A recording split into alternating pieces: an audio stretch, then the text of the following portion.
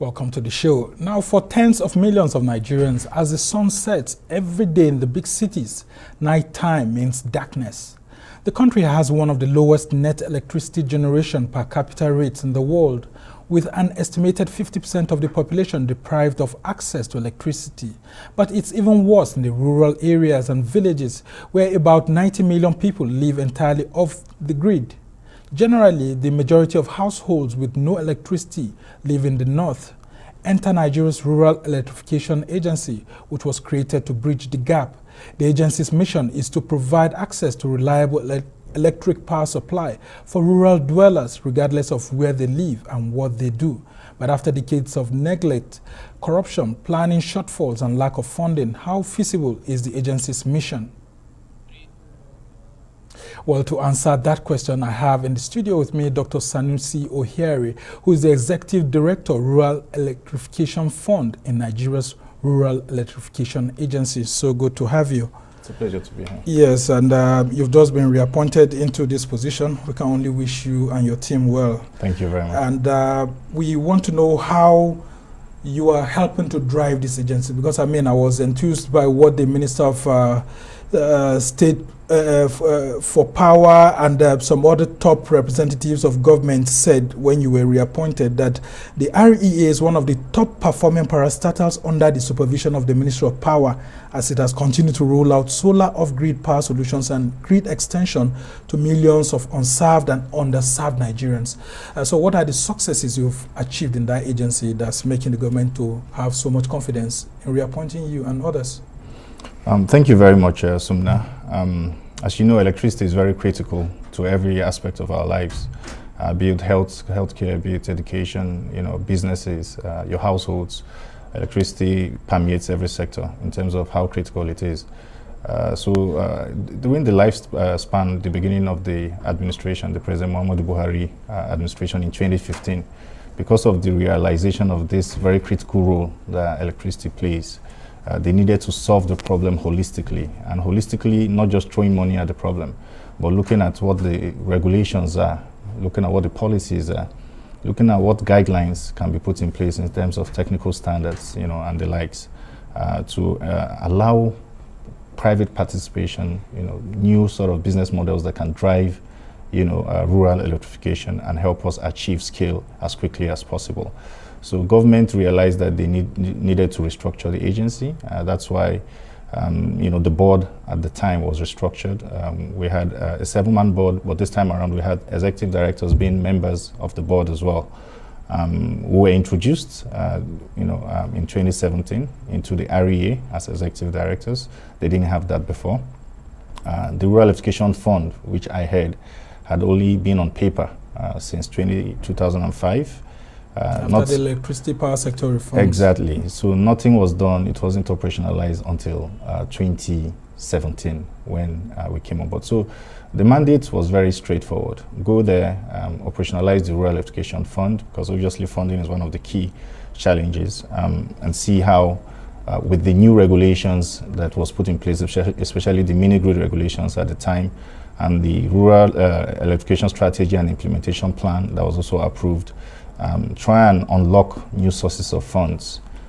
Government cannot continue to fund 100%. We need to bring in private sector. So, I'm going to talk about all of our programs, but I think the success really hinged on this, restructuring and this new paradigm shift in terms of funding, where we are now getting a lot of funds from, private sector, and bilateral, multilateral agencies, donor agencies, and the likes. That's the aspect which you chair.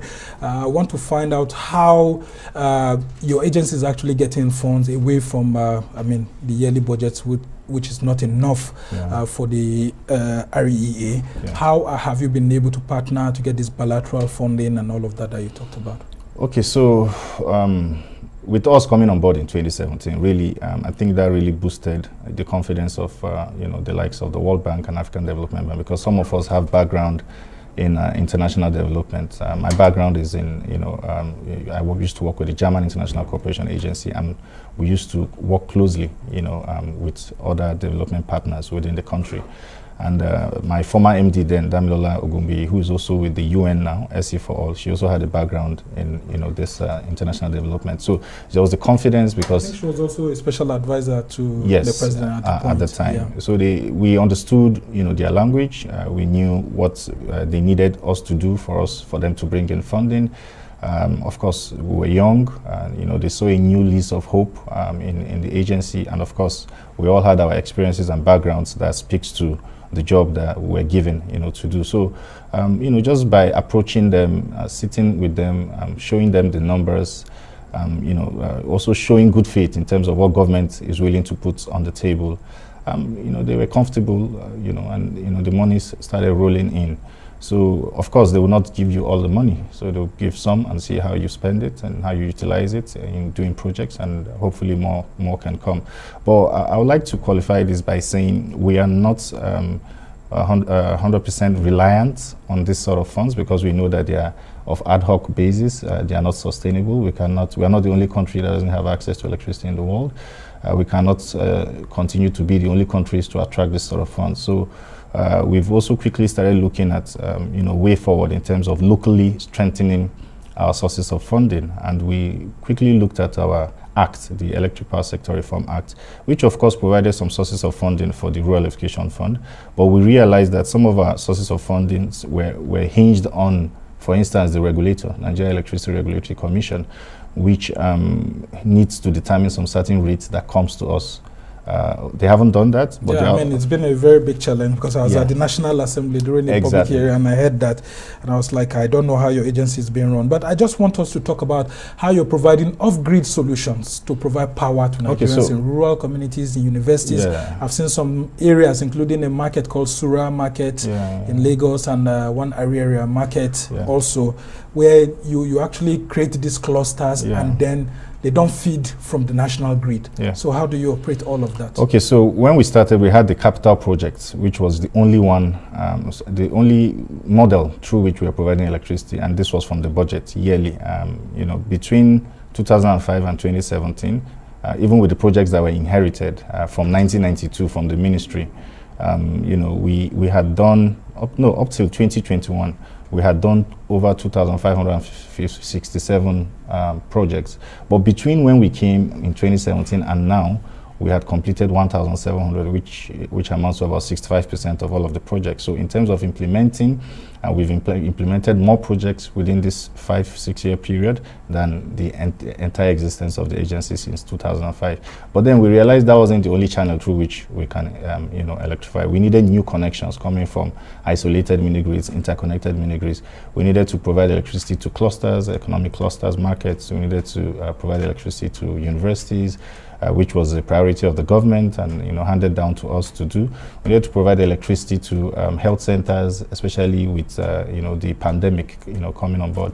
So we designed programs around all of this sort of critical areas. So we have the one called Energizing Economies, which you alluded to, where we are enticing and incentivizing private sector or private investments to look at some of the clusters in terms of economic clusters around the country. Area in Aba, that had been done and was commissioned, I think, in 2019.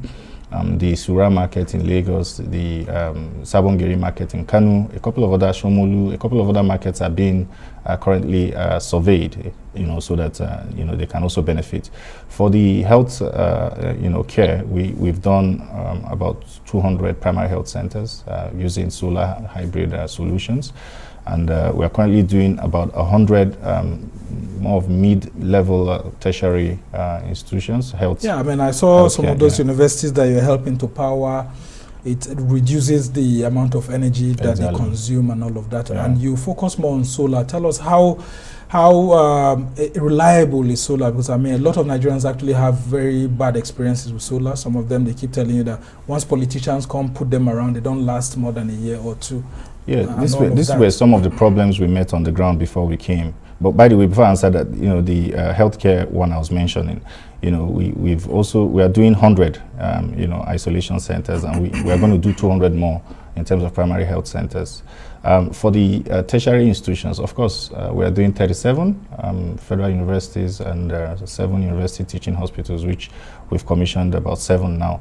So talking about reliability of solar, of course, that question has popped up in several fora. But I think the answer is in the systems that are currently working. Of course, when it was newly introduced in the Nigerian rural electrification sector, we didn't have all the necessary standards, technical standards, that speaks to the value and the quality that we needed.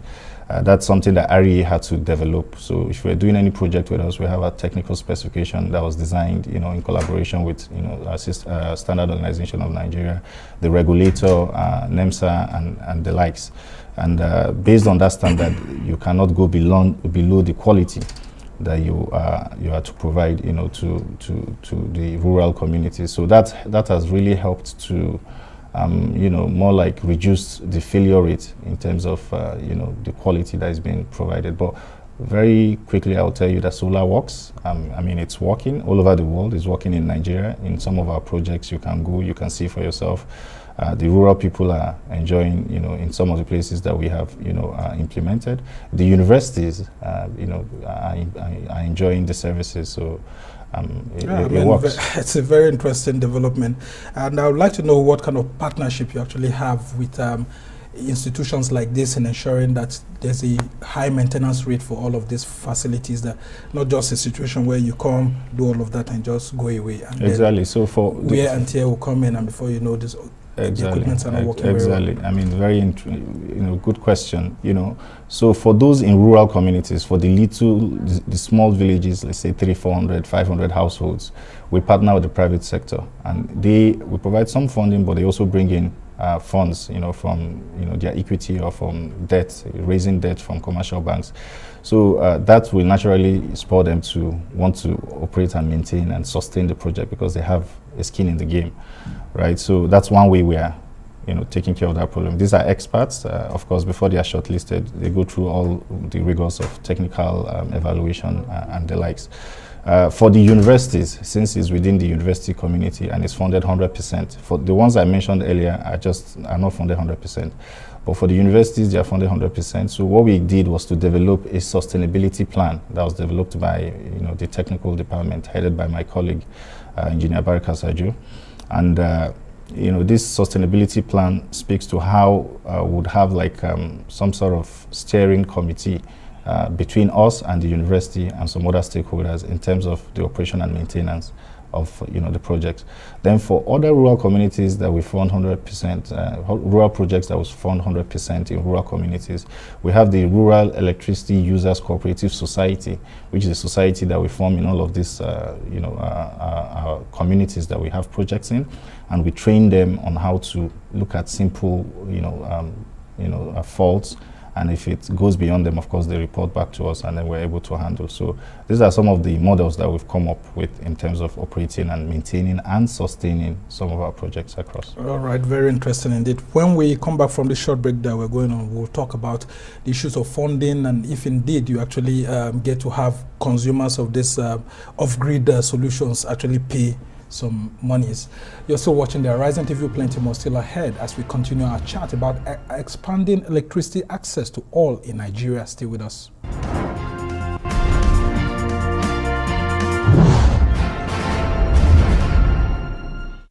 Welcome back to the Arise TV. I'm Sunmer Sambo, and we've been discussing rural electricity supply in the country and how we can have off-grid solutions that could actually make a meaning to lots of rural communities across the country. I still have in the studio with me Dr. SANUSI OHIARE, who is the Executive Director, Rural Electrification Fund. Doctor, still good to have you around here with us. Now let's talk about how much impact your agency is actually having on localities. There are so many communities in Nigeria. What percentage have you been able to, get across? And then how is government ensuring that the funding that you need to get to expand this access to off-grid electricity solutions is made available to you? You just talked about NEC the other time. Those funds are not yet available. What can the National Assembly also do to support you as you try to expand? Okay, in terms of what the National Assembly can do, they are currently reviewing the Electric Power Sector Reform Act. And of course, we've put forth a proposal in terms of how we feel, the fund can be strengthened. It's before them. I think they have a public hearing on that on Monday. So we are hoping that they consider this part of the proposals. electricity power sector reform. Yes, that is going on. There are an amendment to that law actually. Yes, they call it the electricity bill. So they are working on it. We hope that they consider our proposals, and this will really what are help. the proposals you're putting forward? So, for instance, for other funds like the TED funds, the ecological funds, if you notice, the Act specifies specific percentages that should go to this fund from either consolidated revenue, other sources, right? But for us, it says the regulator should be the one to determine. So we are left, at the mercy of the regulator. And and that's more reason why you should actually talk with the regulator to yes. to No, we are doing that, but they also have their own reasons why they feel they cannot determine now. Although other sources that comes from NERC, like the yearly surpluses and the fines, they've been remitting.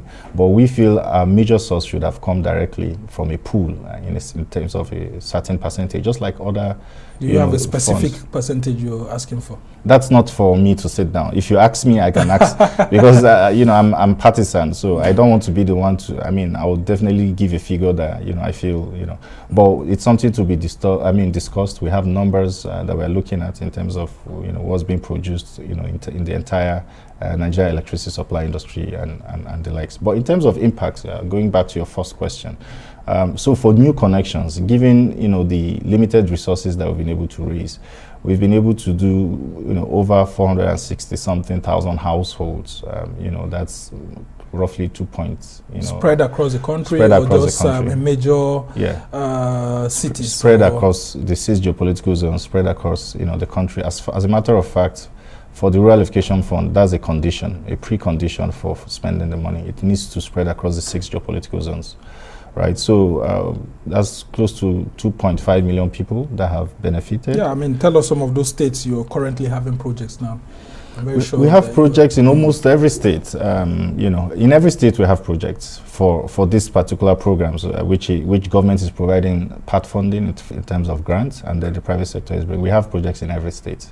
Every state is okay, is and affected. a lot of Nigerians actually feel bad when they look into the skies at night, and almost everywhere is dark except for major cities. Sometimes you see even some of the major cities running on generator just to power street lights and all of that. What sort of partnership are you also going into with state governors and all of that to see that basic utilities and facilities, government offices actually have some sort of power supply?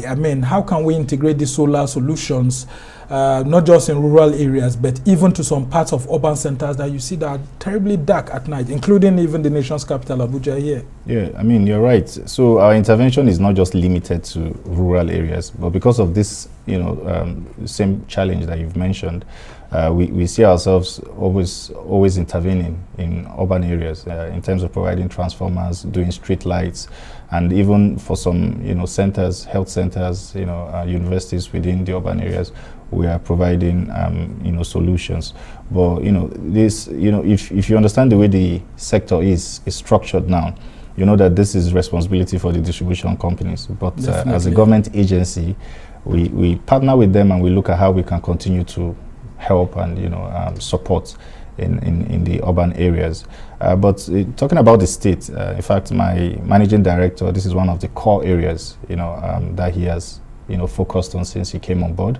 Engineer Ahmad Salihijo, he has led us to various meetings with the Nigerian Governors Forum and other governors, just to partner with them and see how we can collaborate and work. And I think we have a roundtable now with the Governors Forum, where for peer learning and collaboration, which is currently ongoing. So yeah, we do partner with states, and all of them I think have nominated contact people within the government that relates with us, and they've even gone as far as also forming their own steering committees within the states, that we network and discuss issues with, and this has really helped.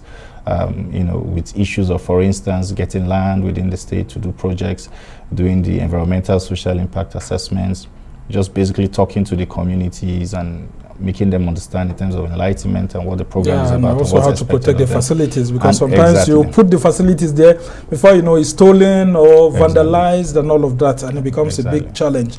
Now, one good thing about your agency is that it's been led by young people. I mean, when you look at the hierarchy of the Rural Electrification Agency, you see that most of the directorates, I mean, are manned by very young people, including yours, like the Rural Electrification Fund. How has that helped you to be able to reach out and then, you know, develop this agency as a model to the extent that the Minister of State for Power was actually commending the REA? So, you know, one good thing about having young people, you know, they're also not just young, but they know, you know, the job at stake. And what's at stake really is that you have the benefit of energy, you have the benefit of innovation, you have the benefit of trying to be effective and efficient in what you do, and also introducing technology to it.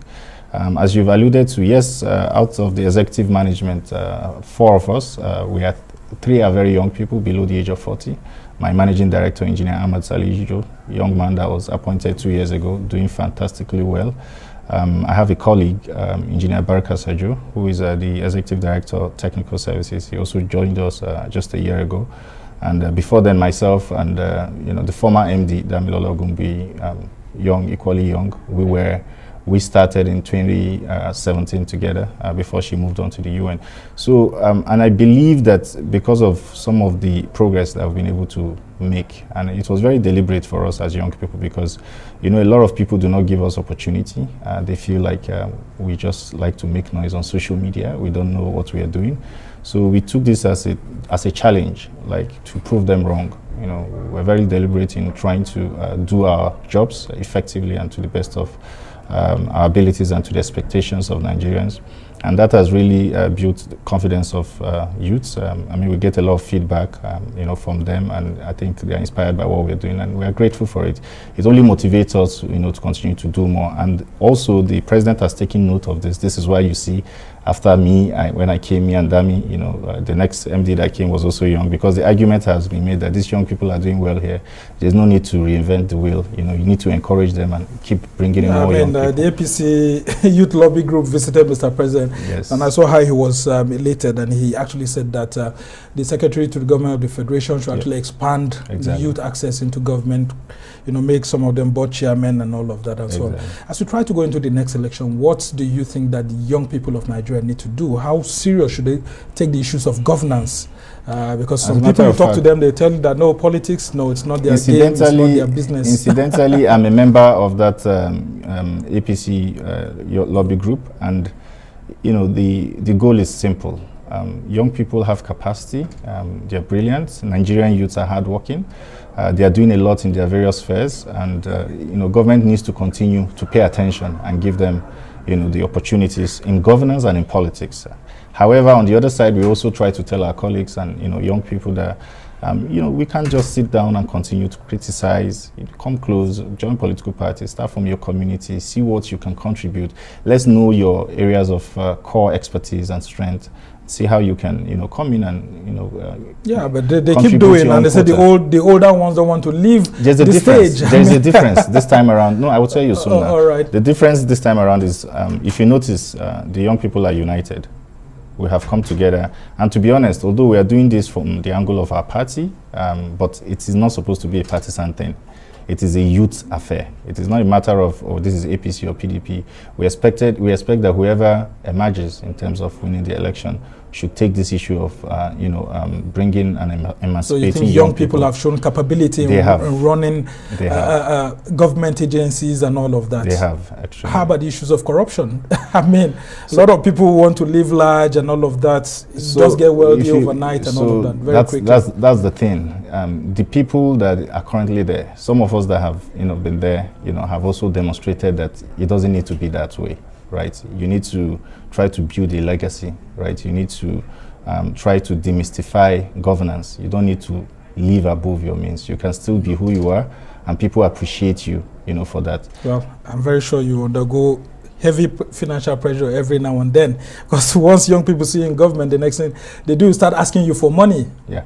When you are in public service. I mean, this predates even my appointment, to be honest, because I come from a political family, and these are things that I expected. In your own little way, for whatever you get, your salary, you contribute, but then you are not going to allow the pressure, to make you do what you are not supposed to do. All right, we must thank you so much. Dr. Sanusi Ohiare is the Executive Director, Rural Electrification Fund in the Rural Electrification Agency, REA. We must thank you for joining us on the show. Thank you very much. And we hope to have you some other time.